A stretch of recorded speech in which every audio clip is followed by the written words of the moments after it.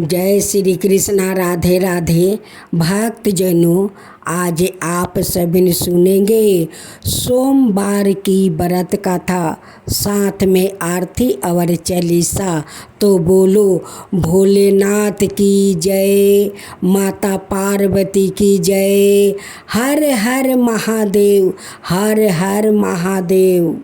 जो लोग सोमवार का व्रत कथा सुनते हैं उन पर भोलेनाथ प्रसन्न हो जाते हैं, उनकी सारे मनोकामना को वो पूरा कर देते हैं।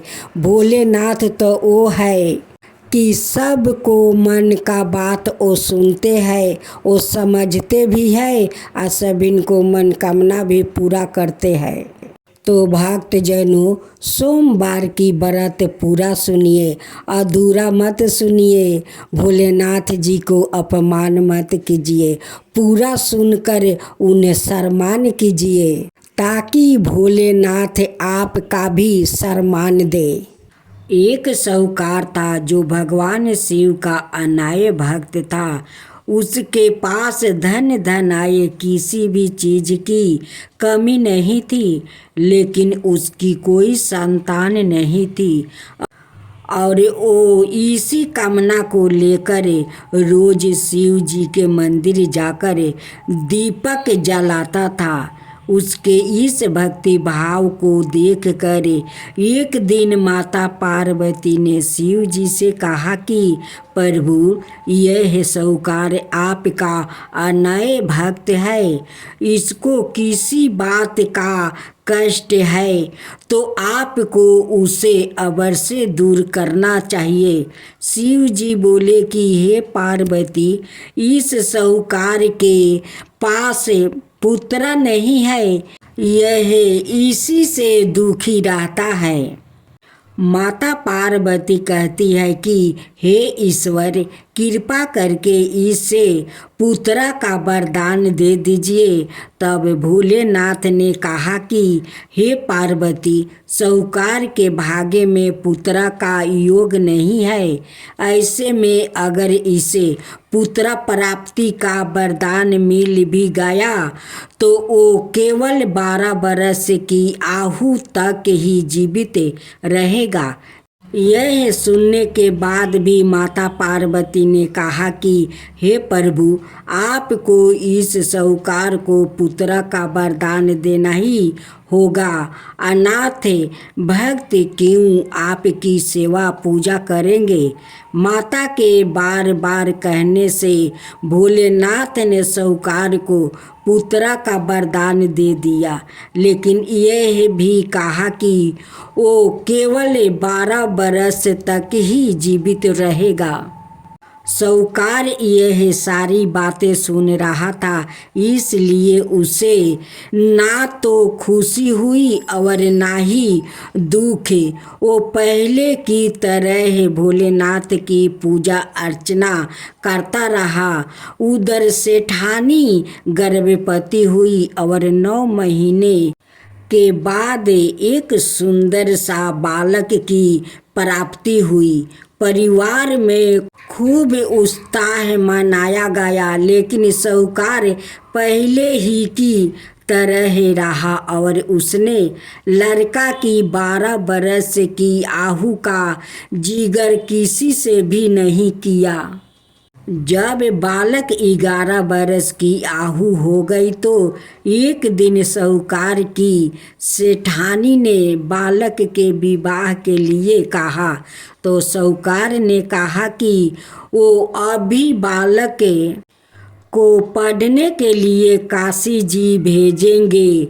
इसके बाद उसने बालक के मामा जी को बुलाया और कहा कि इसे काशी पढ़ने के लिए ले जाओ और रास्ते में जिस भी स्थान पर रुकना वहाँ यज्ञ करते और ब्राह्मणों को भोजन कराते हुए आगे बढ़ना।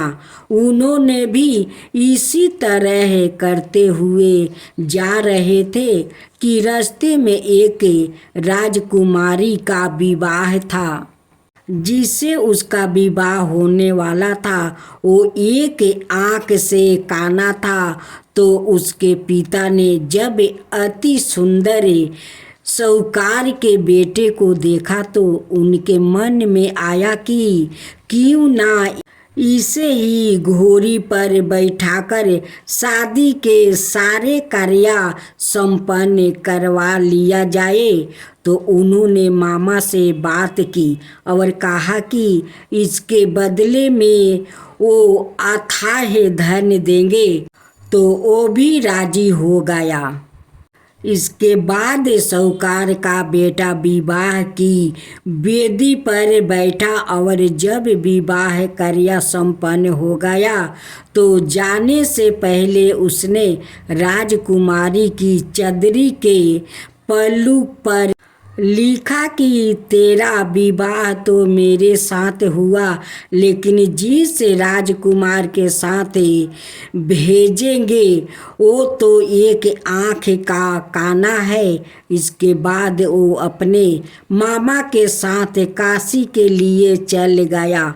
उधर जब राजकुमारी ने अपनी चुनरी पर यह लिखा हुआ पाया तो उसने राजकुमार के साथ जाने से मना कर दिया। तो राजा ने भी अपनी पुत्री को बारात के साथ विदा नहीं किया। बारात वापस लौट गई। उधर मामा और भांजे काशी पहुंच गए थे।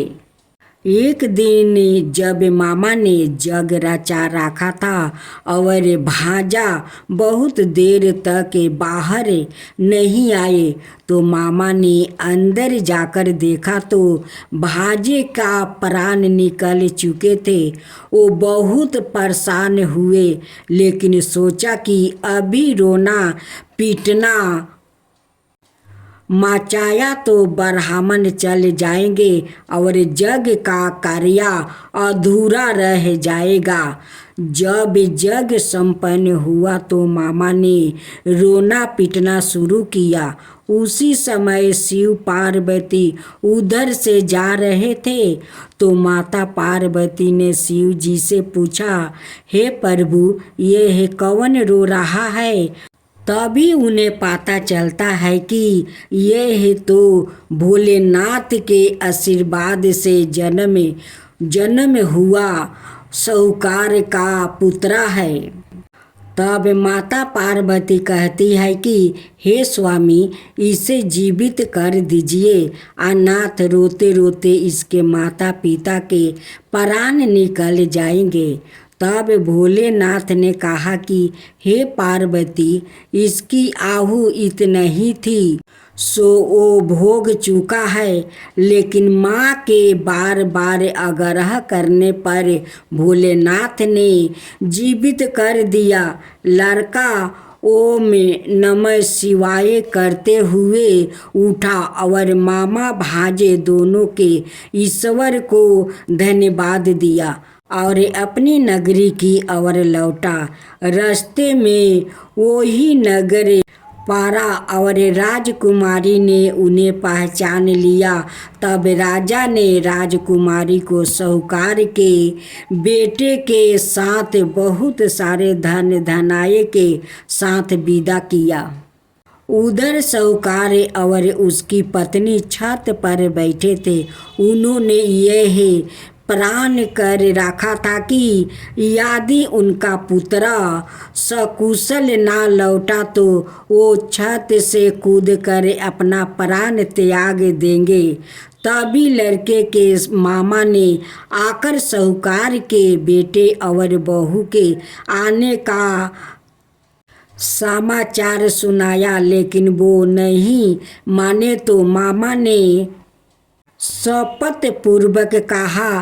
तब तो दोनों को विश्वास हो गया और दोनों ने अपने बेटे बहू का स्वागत किया।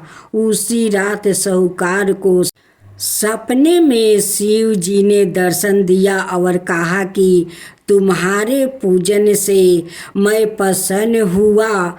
इसी प्रकार जो भी व्याकृत इस गाथा को पढ़ेगा या सुनेगा उसके समस्त दुखों दूर हो जाएगा और मन बचित सभी कामनाओं की पूर्ति होगी।